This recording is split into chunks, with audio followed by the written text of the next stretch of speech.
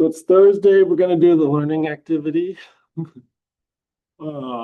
Class is a little light today, so we'll record this and see how it goes. So we're going to do the learning activity in unit 9 here. But just a quick note, I opened up the project here, and I was just talking. I realized I did that Thanksgiving is coming up, so I extended this to Thanksgiving project. So Sprint 1 will start next week through November 16th. So we do Sunday the 16th there. So let's see. Yeah, Sunday the 16th. So you can work on it all week next week. And then the Sprint 2 will be due the 23rd. And then we'll do the demonstrations that Tuesday before Thanksgiving. Anyone who's here can demonstrate them live. If not, you can do it Thanksgiving. And the assumption is you'll have 75% of your project functional that time. I'm going to encourage you to get it all done, and then you can just not worry about it over Thanksgiving break. So, but I know some people have tight schedules. So if you need to work on it over Thanksgiving break, the actual due date for the last sprint and final thing is the Sunday after Thanksgiving there.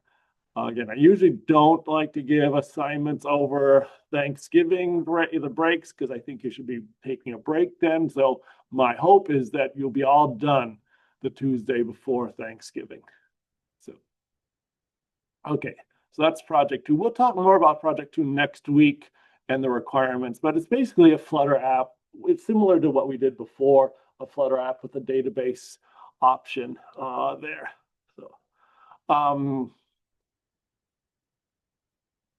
yeah, so let's go into unit 9 back here and look at this learning activity here.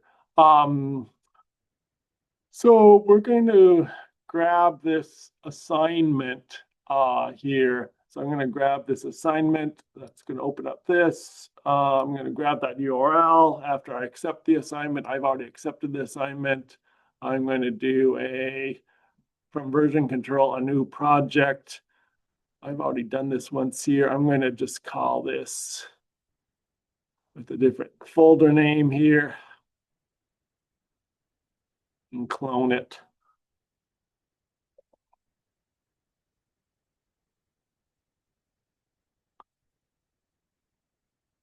And again, right away, we get a lot of errors until we do our pub get. So I think the easiest way is to open up the pubspec YAML file and do the pub get there. You can go to the terminal and type pub get. I think down there also, just one way or other, you want to do a pub get. So we're going to have to edit this pubspec YAML in just a little bit anyway. So I'm just opening that up and doing the pub get, which is available right there. So then it should clear up all your errors.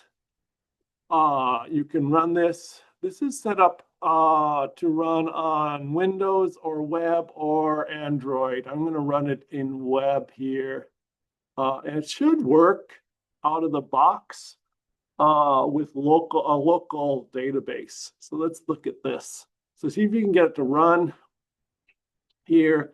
It is just a to-do list. It comes from an old tutorial here that walks through, oops, the video isn't there anymore, apparently. Not interesting. So it comes from an old tutorial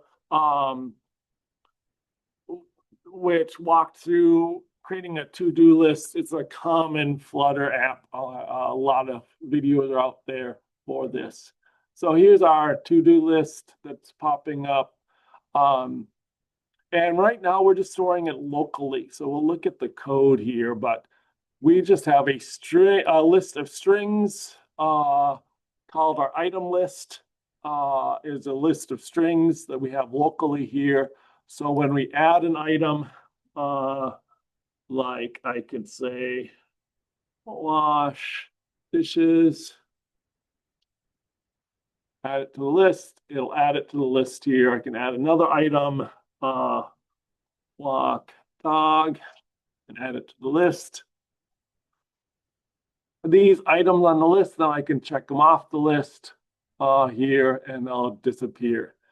So if I scroll down into our item list state stuff, we've got a item list here. There's just an array of string or a list of strings. There's a method for adding an item to the list here, and for removing an item from the list. When we add an item from the list, we look at the new item text field. So this is this new item text field. We have a controller up here for that. So I can go to the controller, get the text there as my new item, and then add it to my list here. I also then I'm going to clear this text field out. So once I add, it blanks it out again.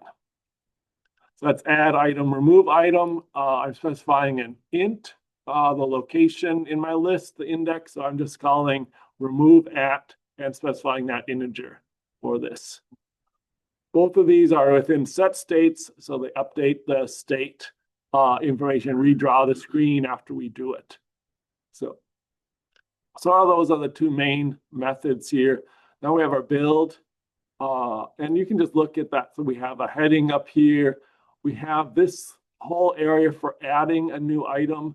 We have a text field here and a button. So that's what, so here's our app bar, here's our padding, here's our column, here's our children, here's our input item. So right here is this row of stuff for adding an item. It has a text field in it, and it has a button, fill button in it too. That's what this is for this.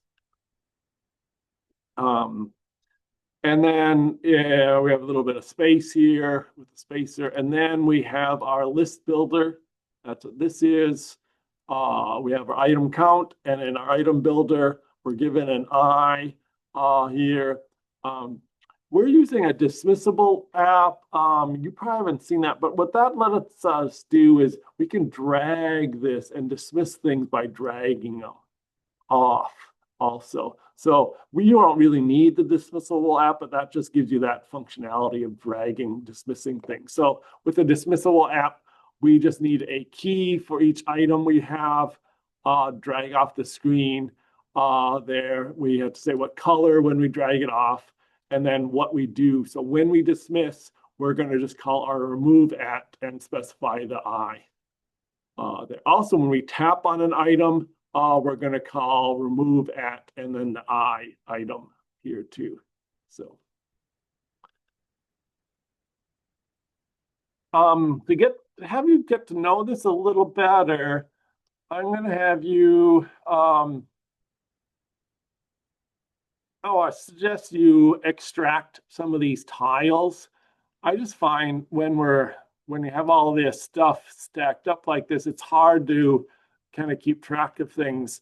So I think at minimum, I want to break out two things, the input item here, and then the list view of this. So I'm going to maybe break those down. So let's do this. So I'm just going to do this input widget, the new item input widget and the item list widget here. So to show you how to do this, you have to highlight a certain way. So again, this is my column. Here's my row. That's this row across here. So that's what I'm going to extract is this row here. I'm going to grab this row and I'm going to scroll down to where it says the end of the row. I'm going to grab that right before the comma there. So I've grabbed that there. And then I'm just going to click on row and choose refactor and extract Flutter widget. I can never remember which one to do. What do I tell you? Extract method. Yes, that's why it's wrong. Okay, so I'm going to highlight that again. highlight that row widget and do extract, refactor, extract method. Because otherwise it would put it like in its own file. So I'm just going to do extract method, give it some name. So what is this going to be? This is I'm just going to call it the new item widget or something like that. Or new, or enter new item widget, something like that. And then hit refactor, and it will put the call there and then add it down below. So it just created a new object, a row down here, and returned it. I actually like to change this so it returns a widget rather than a specific type of widget there. It just is easier to use when you use it in other places, I think, or when you modify some of this stuff. So here's my new item widget down there. So you could do more. You could take this text field and extract that in its own. You could take the button and extract it, but actually don't. I think I'm going to leave it. I think this code right now is pretty small and understandable. So I'm just going to leave that. Similar in my list here. So here's my list view. Here's my expanded. I think I'm going to leave the expanded. When you do lists, they have some problems with sizing and stuff. So you generally have to put them inside of some sort of container that can handle different sizes stuff. So that's what this expanded does. So I'm just going to leave that there, and I'm just going to grab this list view builder and go down here to the end of the list view builder, and I'm going to grab that. So that'll be my item list widget. So I'm just going to do again refactor, extract. Now, if you highlight it wrong, so like if I highlight this, for example, the whole line there and do this, it'll give me an error. I go refactor widget, and it says can only extract a widget expression or method here. Oh, and again, so and I did widget. If I do extract, refactor, extract method, it'll give me some other error. So you've got to highlight just the start of the widget code there, like not the child in this case, but the list view, and then down to that. So just the widget code itself. And then we can do extract method. And again, this is going to be this is an item list. I like to put the word widget in my widget titles, but you certainly don't have to. So that'll be my item list widget. So that's what this is. So we have a new item widget and my item list widget as here. And then I have my item list widget and my new item widget. And again, I could extract more things of it, but I'm not going to right now. It's just gonna, I think it's gonna make it easier with some of this stuff to keep this as one widget for now. And I can always break it down if it gets a little bigger, break it down in other widgets. So, and then it should still work just fine. I should be able to go and it should still be running. Refresh this. I probably don't even have to refresh or.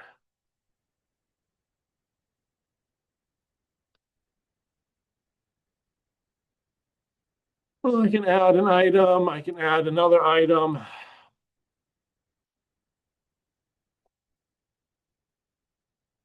Add my items.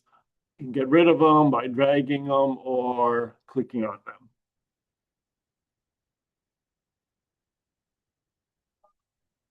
Okay, so I'll pause, make sure we're all, well, actually, let's go on to the next thing. Well, yeah, let's pause and see how we're doing here before, because the next thing is to test out whether or not we have Firebase. And this is where we ran into so many problems last class. So switch this to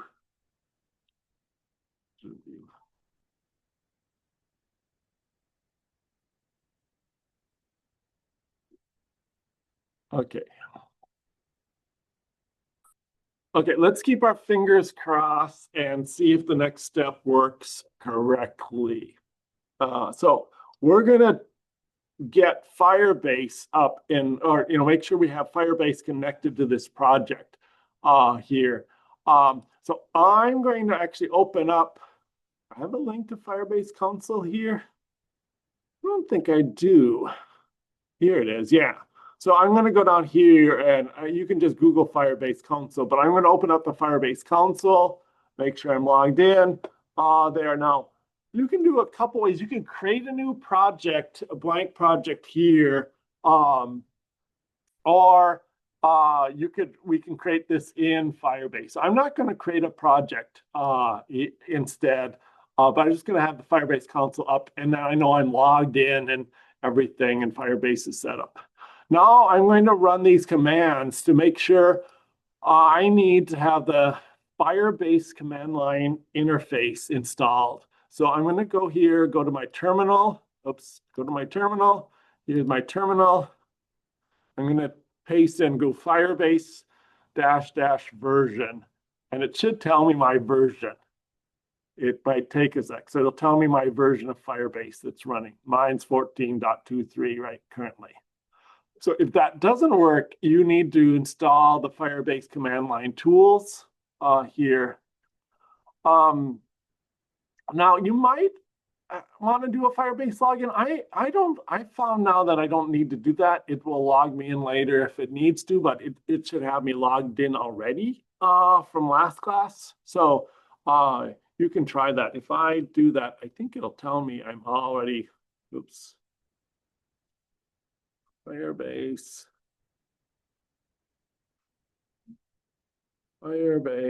login.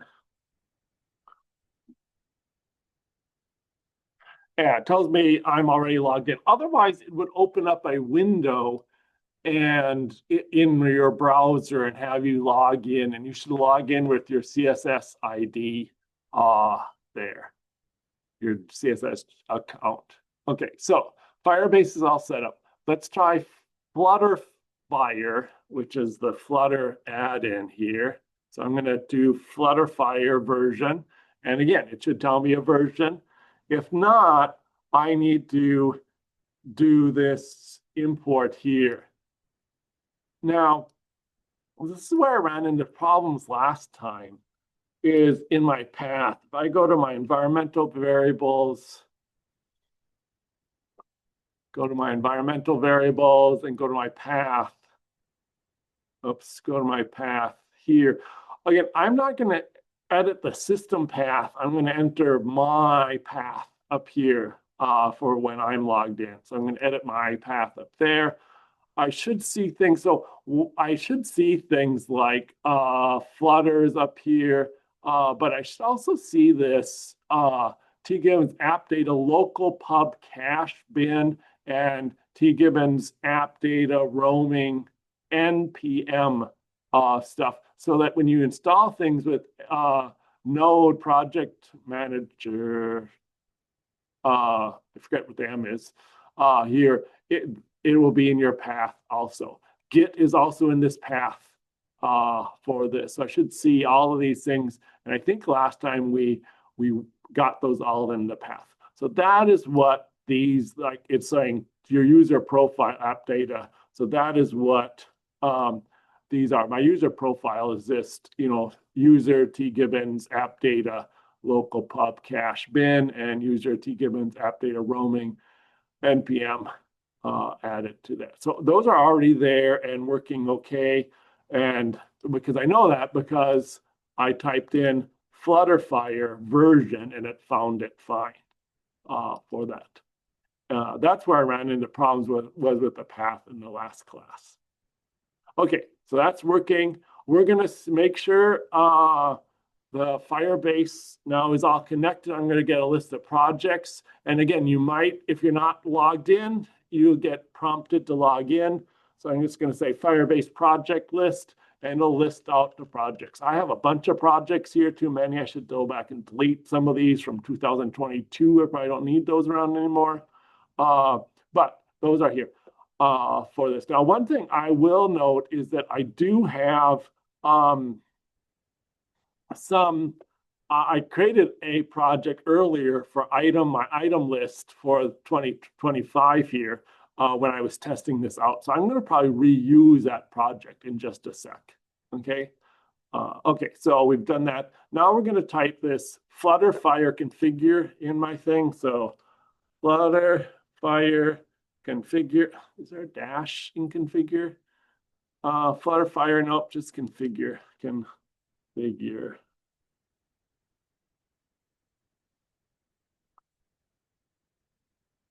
So it's going to fetch a list of my projects and ask if I want to use one of those projects or do a new project. So here is the little green pointer here. I can move down, down, down, down. So you probably want to just go all the way down until that green pointer is pointing to create new project and hit enter. I'm going to reuse, like I say, I already have this project I was testing out. So I'm just going to reuse that one. So I guess move that. If you create a new one, it'll just ask you for the name. Generally use lowercase with dashes in the names.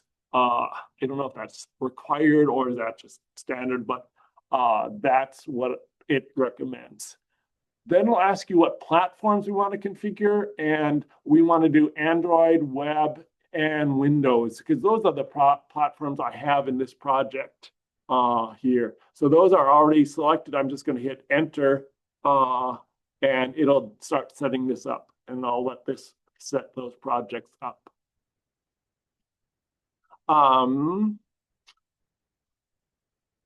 So yeah, that's what we're doing now. I'll just note, if you're looking at AI to do this, AI will almost always recommend you say Flutter Fire configure and then dash the types of projects like Android or web there. You don't have to do that anymore. If you just say Flutter Fire configure, Flutter Fire will look at your project and see which ones are your project is set up for and automatically select them. So I just watch AI usually gives you gives you more options than you need for this. Now this will generate our Firebase options.dart file eventually. Okay, so here it ran through, created the Android, the web, and the Windows project here, and we have some app IDs for this. And if I go into my Firebase console and I look at this project, I guess I have too many projects here.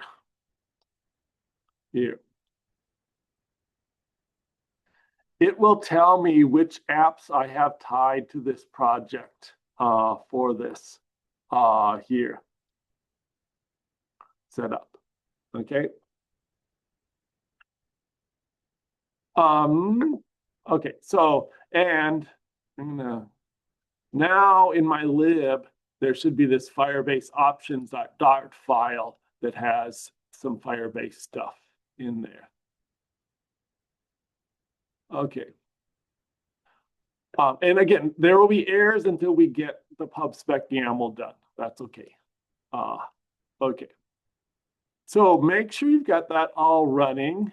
We're then going to, I'm going to do these because in pub/spec YAML, I want these to add the requirements for that. So I'm going to go to pub/spec YAML, go down to not environment, dependencies, and these should be in the same indent as Flutter. So just one tab. So I'm going to bring in Firebase Core and Cloud, FireStore. If you're doing authentication, you need another one here, but these, we're not doing authentication here. So these are the only two I need.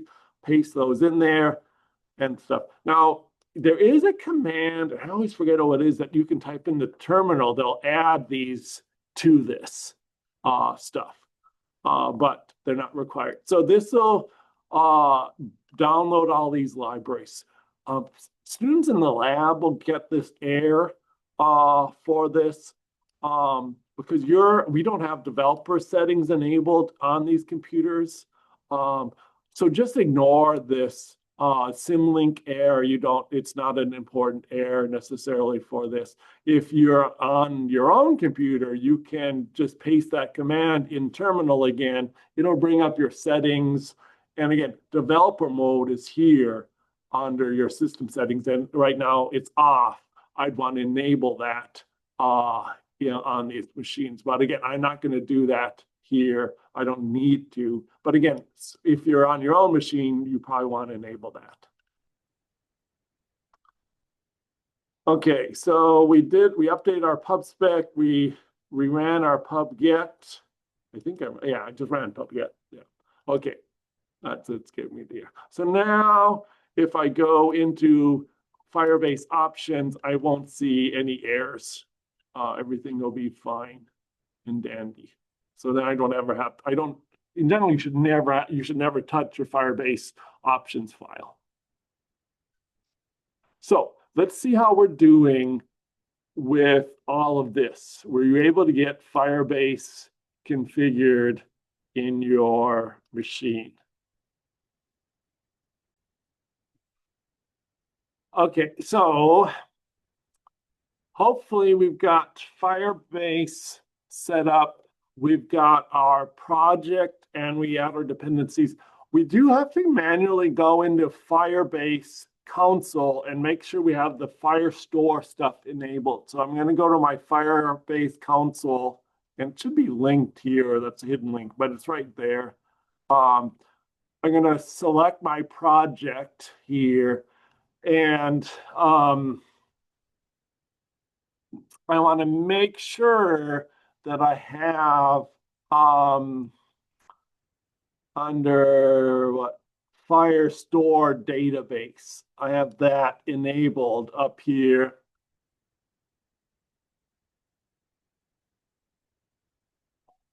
So I want to create a database. Standard edition is fine. All this is just fine. And make sure you switch this to test mode here. And so like right now, it'll keep running until December 6th. I'm going to increase that. I'm going to go into like the end of the year, because I might want to, at the final project, want to look back at this. So I'm going to go to December like 31st, maybe. Can I do that? Okay, I'm going to have to edit it somewhere else. So that's fine for now. So, okay, and then it'll set up the database.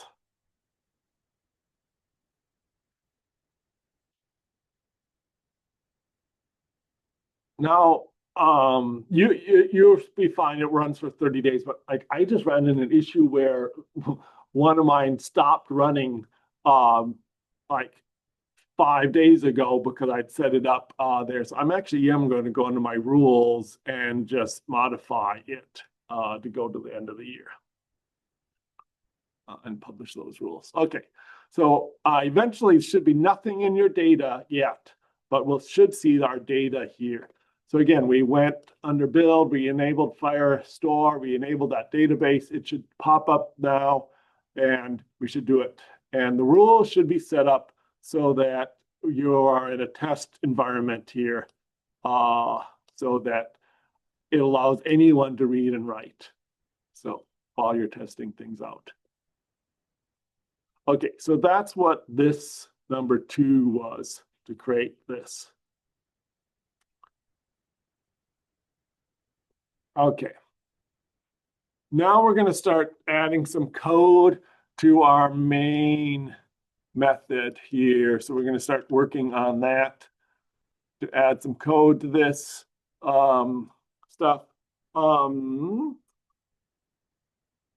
Nick, how are we doing? Any progress?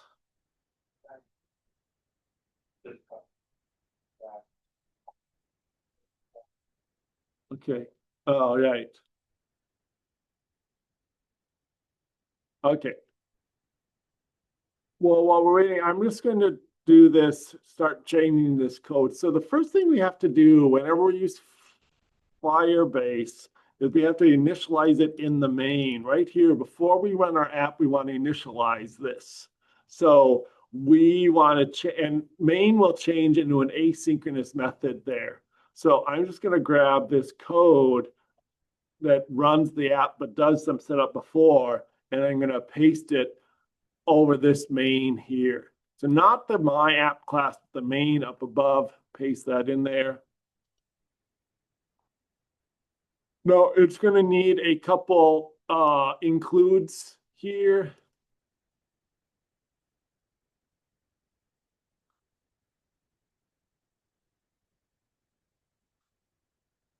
So I'm going to bring in these includes for this. Now, so one is the options file down below here, and then one is that the main Firebase core app here. I'm also going to need FireStore, so I'm actually going to import that for now to here. I believe I'm going to need that. So right now it's gray saying it doesn't need it, but it should turn green later on when I start doing some stuff. Okay, so now my main is an async. We are calling Firebase initialize app with our current setup. And then we're running the app. So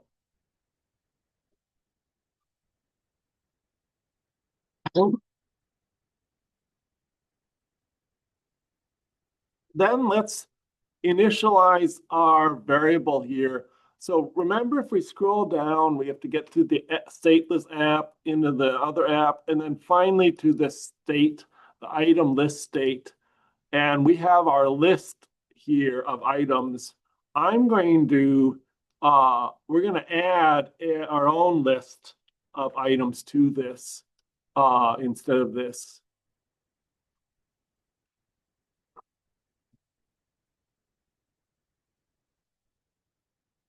I've been going back and forth on this example, how complicated to make it.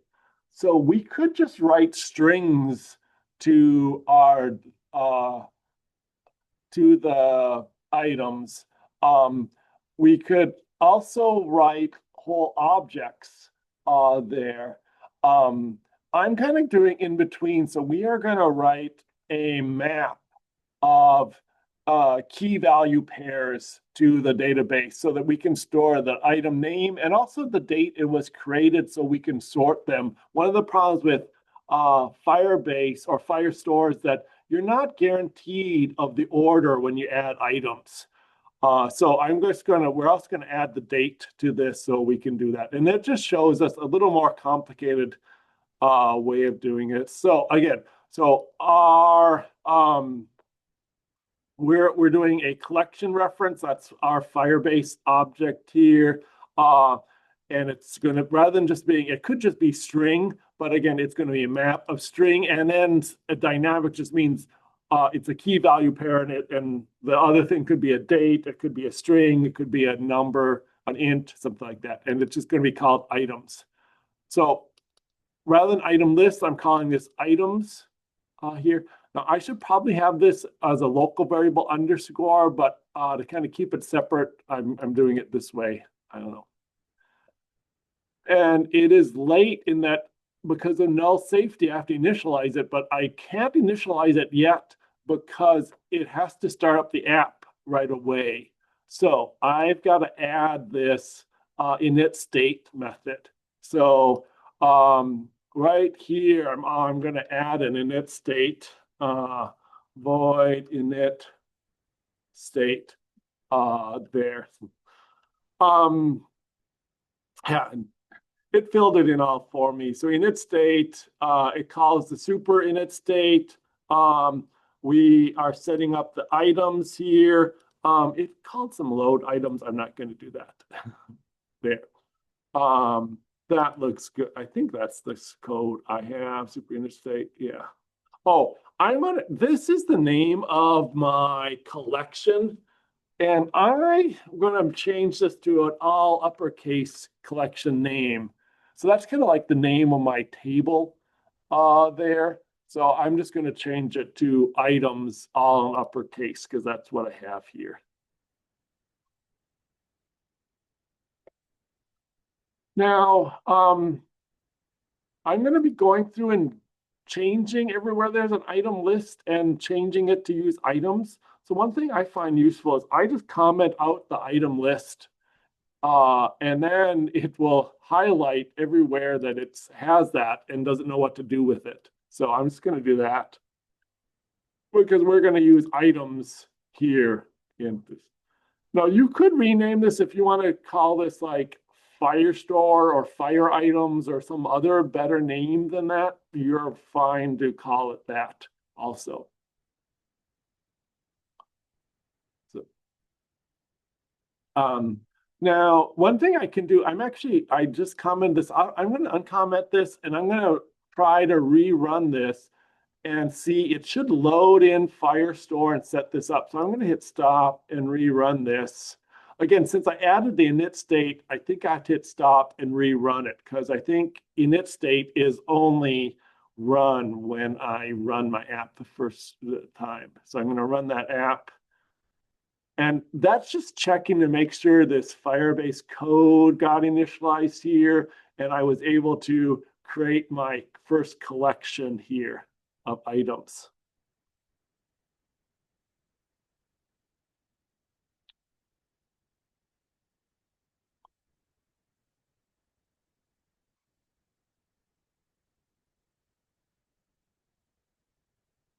So it's still using the local database, the local list for this. But at least it's setting up FireStore. I don't think it's actually, if I look at my database, it hasn't actually started a collection here yet because I haven't written anything to this. So I'm going to check on how everyone's doing, and then we're going to start again. We're going to go in here. I'm going to get rid of my item list, comment that out, and then everywhere there's an item list, we're going to start replacing it with calls to our items, our Firebase items. So, okay, let me pause, see how everyone's doing. So we're going to go through. The first thing we're going to do is I've done my collection of items here. I've done my init state, so it sets it up here. Now I can use that items, that collection, and do things like add an item to the list here. That's what I'm doing here. I'm doing an add. So here, rather than doing this item list, I'm going to comment that out, and I'm just going to do my items. Yeah.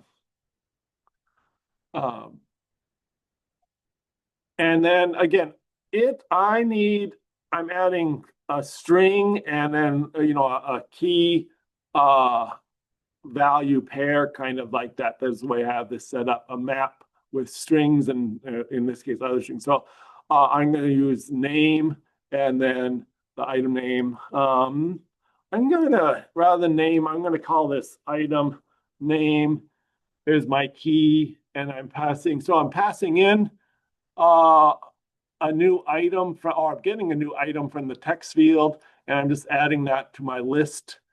I'm just going to do that initially. That's what filled it in. And then I'm going to modify to also include the crate date. But let's just do that first here.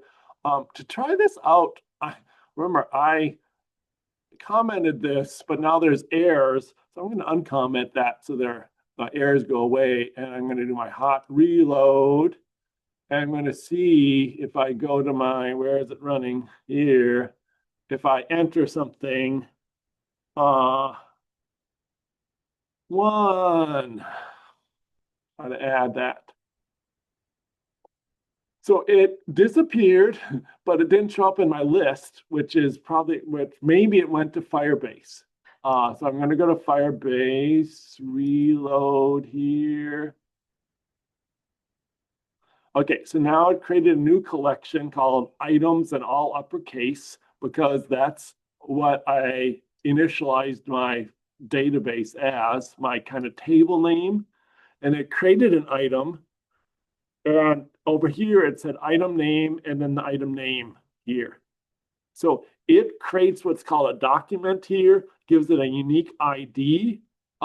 which is a big long string. So it has an ID automatically. And then here's my string, my value, my key value pairs that I have set up for this. So that worked. That's nice. Now let's also add this created by field to this. So when I add an item, I'm going to add not just, let's see, how do I want to break this up?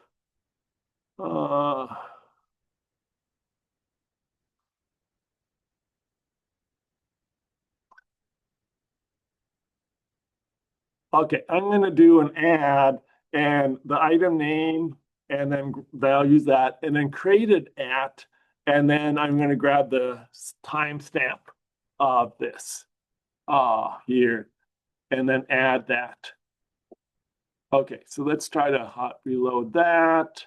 Go to my thing, type in my next one. Add that. Go look. So now I've got two documents.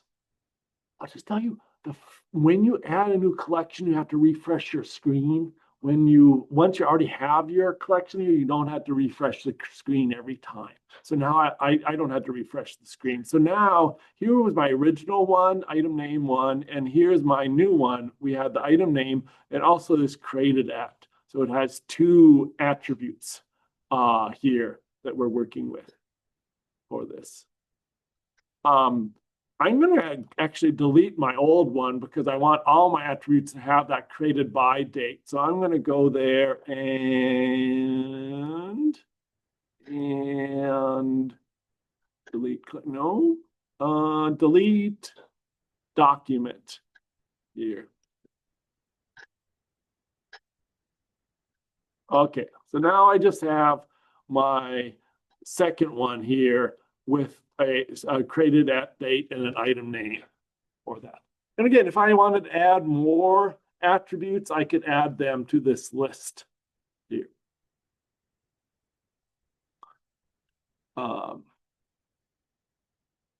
Okay, so that's my add item. I'm going to go back up here and comment this out again, my item list, and then find the next spot where item list shows up. When I'm removing an item, I call remove item from the item list. I'm going to remove that item from my items. So I'm going to say items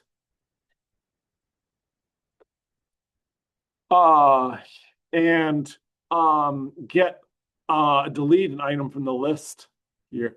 I'm actually, so when we had a list of items here, we just use the index to delete that item. In Firebase, every item has a unique string ID, and that's what we're going to use to delete this item. So I'm actually going to change this delete item, remove item, to take a string as the ID. Oops. And then I'm just going to delete based on that ID. So I'm just going to pass in the ID of the item to delete. So I'm just going to modify this remove at. So action remove item at the given index. That's wrong. With the given FireStore string ID, yeah. ID. Okay. So now it's going to remove that. So I guess remember when I call it later on, I need to pass in the string ID and not just the integer for this. So I just say, again, items.doc, and then I specify my ID and then delete. So that deletes this item from FireStore.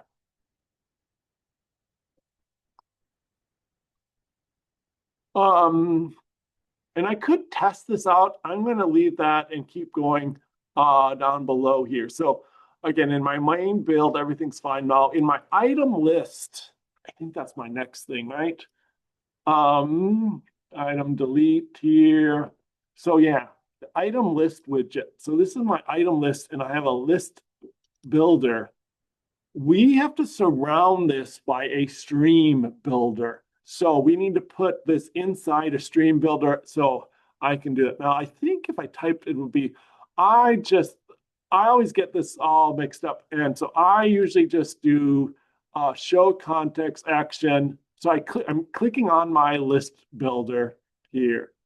So it's returning a list field. I'm clicking on that and I'm saying show context action. I'm going to say wrap that in a stream builder here, and it'll set up a stream builder, and the stream builder will return my list builder here, and it'll be set up right.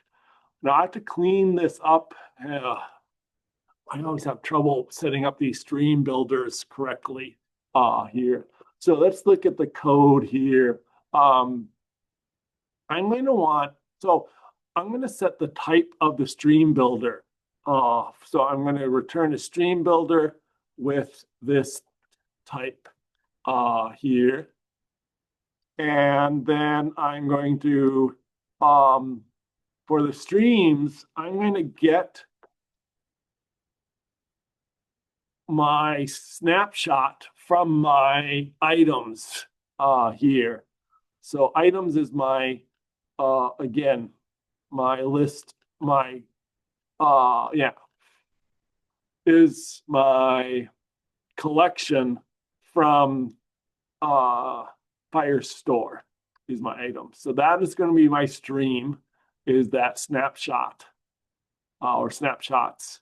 And then for builder, I have to specify this long thing. So this builder line, I want to make sure I get these parameters that return the right thing. So, whoops. I'm going to just put it in here. Okay, so the stream builder specifies a stream as my snapshot, and then the builder will be given a context, and then again, this asynchronous query snapshot of my map of strings to dynamic, and I'm going to call that snap. That's my variable I'll be using inside of this stuff. Still getting errors here. So I'm just going to do what it says here.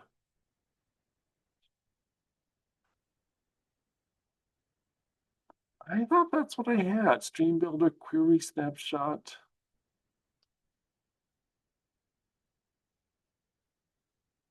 Map. There must be something. I wonder.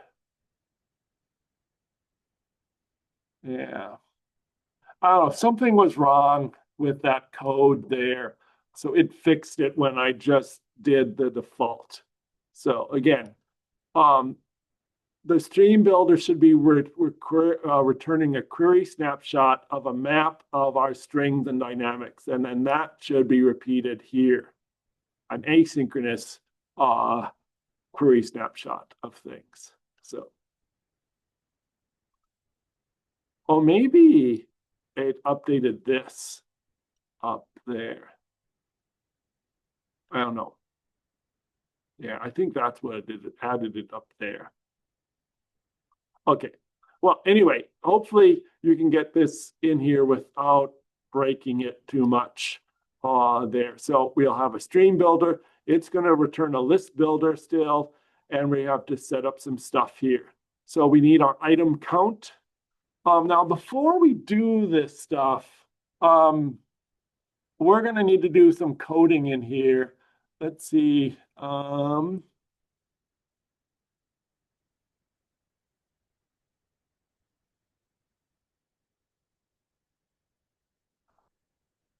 I'm going to want to add some local variables in here. So I have my snapshot. I'm going to want it. It wants to do some air checking, and I've got the air checking down here as an optional thing. So you can add that air checking if you want, but let's just do this. Well, let's first do yeah, we're going to use the snapshot to get some items here. So I'm going to, um,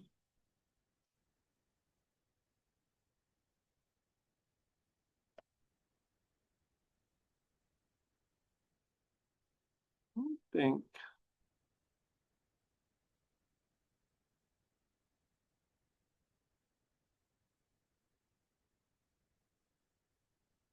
I don't think I need this set of braces there.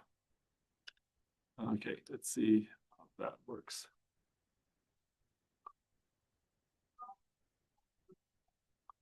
Oh, yeah, so I want to grab the right data item in here. So I was putting them right here before this return, but then I realized I need to put them inside my item builder, because inside my item builder, that's when I'm given my I here. So I'm going to change this and move this code down here. Now here I used a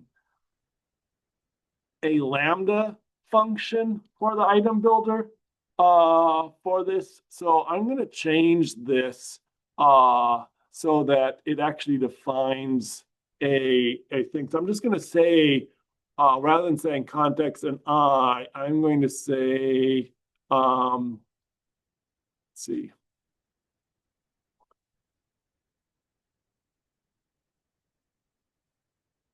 Let's see, there.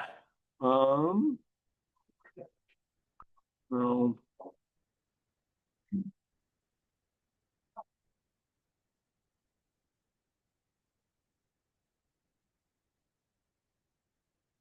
What I want to do is I don't want this to be one line, a lambda. So let me just look.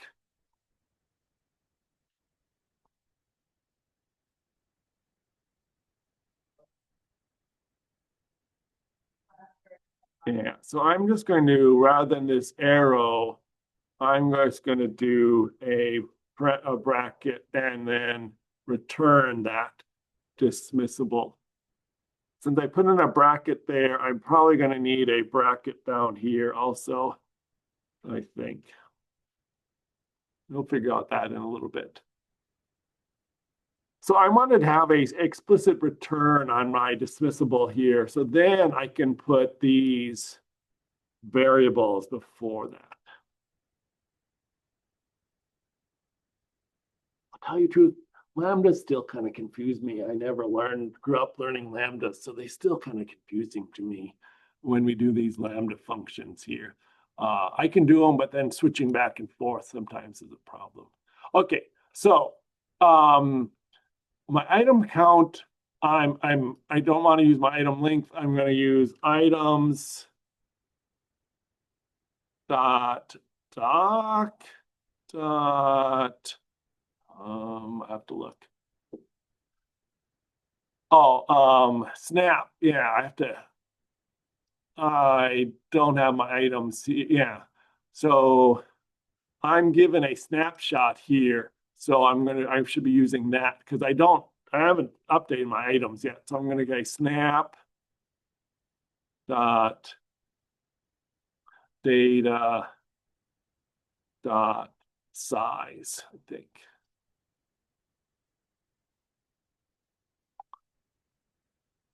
Nope, snap dot data dot docs dot length. Okay, docs dot length.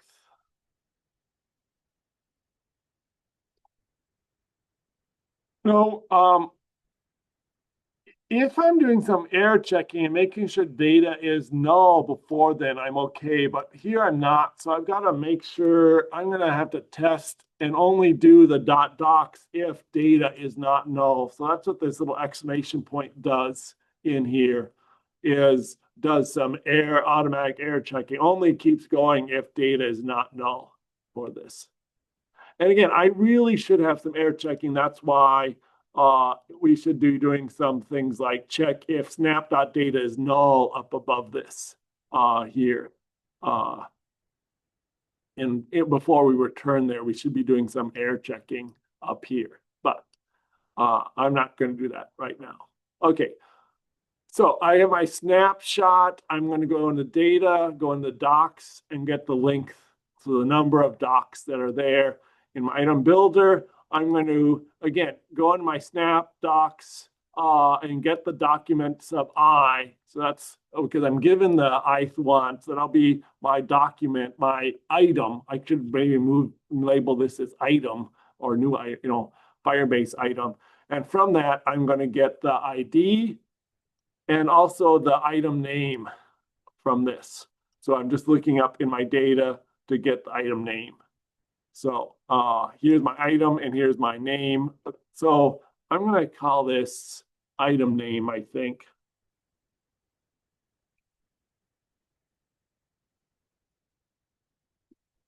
Now, when I'm doing things, I can use these. So dismissibles always have to have a unique item ID for this. I'm just going to use my Firebase has an actual ID. I'm just going to pass it my dismissible. The value key will be the item ID.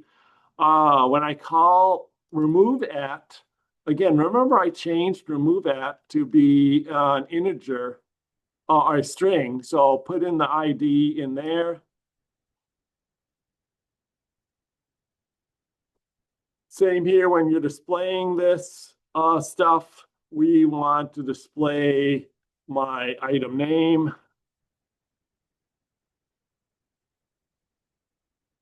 When we remove something, again, we want to remove the item ID. Let me change, where's my item? And I'm going to rename that as item ID and item name. I like that. And again, at some point I added a bracket here, so I need to clean up things here. So this is my list tile. This is my dismissible. This is that bracket.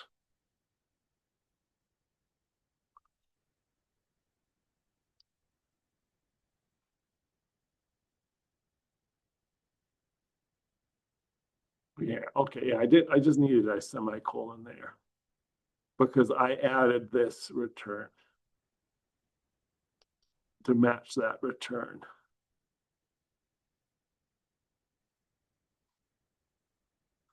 So now if you get this set up well,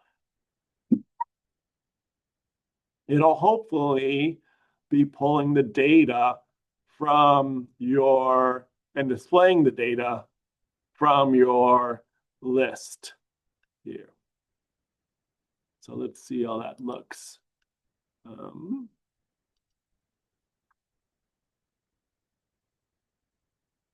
So now it's showing 2, which is an item in Firebase here. So and now I'm going to move this over to this side so we can see the Firebase stuff adding when I'm doing this. So now I'm going to add another item.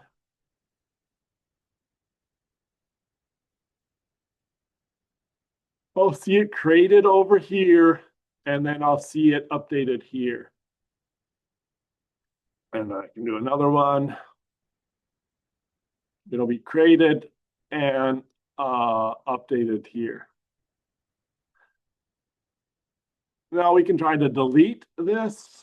If I delete one of them, which this is the third one, that one, the EBY one. So if I try to delete that, it will go away from Firebase. So again, one thing nice about the Firebase console is you can see the data added here. This is my collection called items. There's my documents, and these are the contents of them, and should match this. So see if you can get this set up.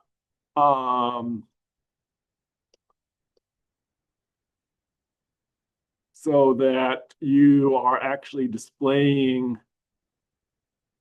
the contents of this stuff.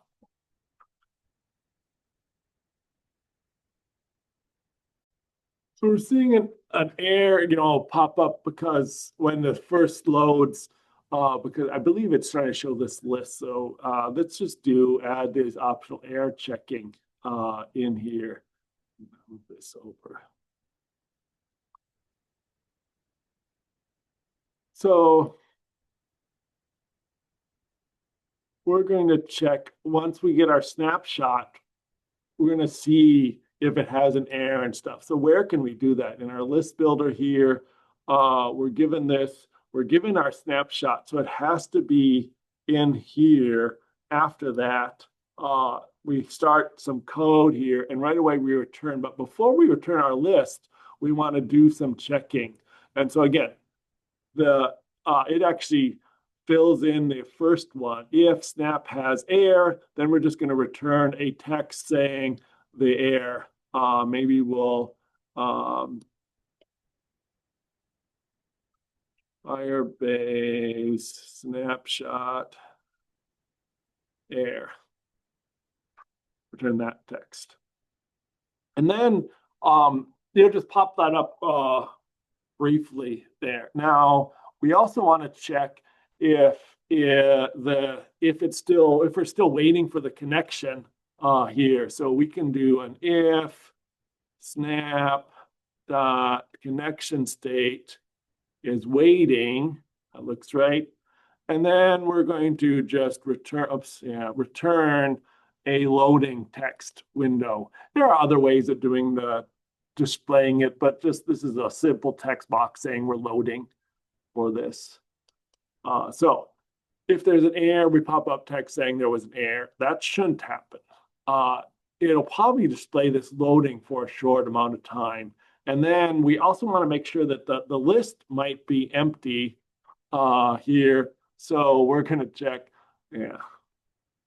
if snap.data is null, then we're going to say no data. We can also check if there's a collection there and the collection has no data. So that's what this is. If the document just has no items in it. So either that. So let's see.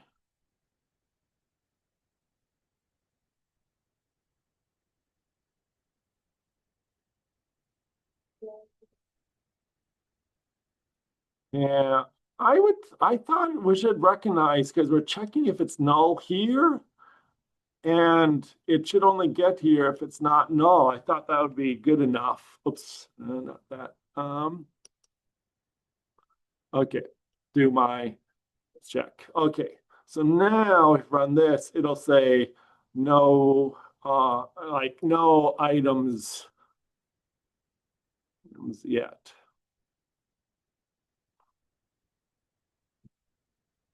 Okay.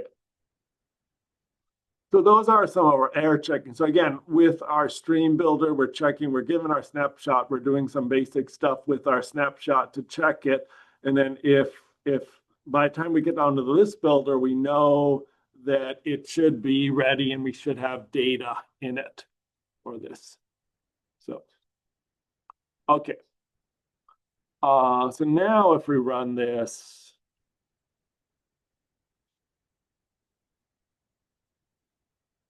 we shouldn't get that big red error that flashes on the screen.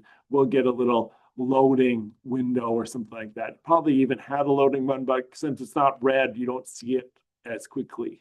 And again, if I delete everything from my list, it'll just say no items yet in my list now, rather than flashing an error. Yeah, so car.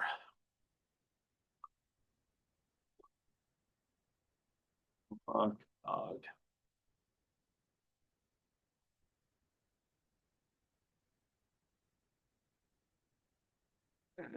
And everything should be over in FireStore then.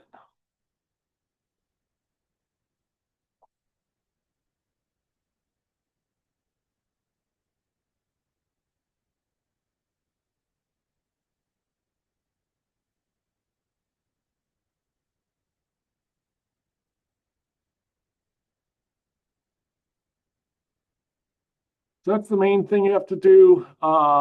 That's with this. Just make sure you push this.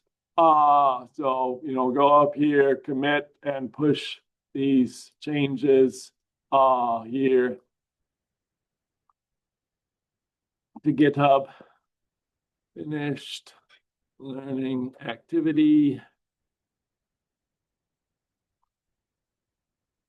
Push that. It might say there's some errors or warnings. Push that. Yep. And so hopefully everything is, yep. 8 files committed and pushed, I think. So that should be good. Now, the one thing we haven't done here is authentication, so that only the user's data is stored here. So in Unit 9, let me switch. I'm going to, we're going to move authentication till next week here because again, we had some issues. I'll open it up, the optional assignment there. But I've been having a little trouble getting that all up and running. So I will post an updated Google authentication assignment here to add for this. I just have to get it updated. But again, that's optional. It's a bonus activity, and it'll be due. I'll have it now, but it'll be due. You can turn it in anytime next week, also. So I'll just warn you. I come up that I have to go out, fly out to Seattle tomorrow or Saturday to visit my son. So we're not going to have class on Tuesday. So I'll post a note there, but we won't have class on Tuesday. So start thinking about the final project there and what you might want to do. And Thursday we'll brainstorm ideas for the final or not the final project, the project 2, the Flutter project there, and do that. So any questions on this? Call me over if you're having trouble getting this to work. Otherwise, I'm going to stop. Oh, I will update my version here too and post this to GitHub.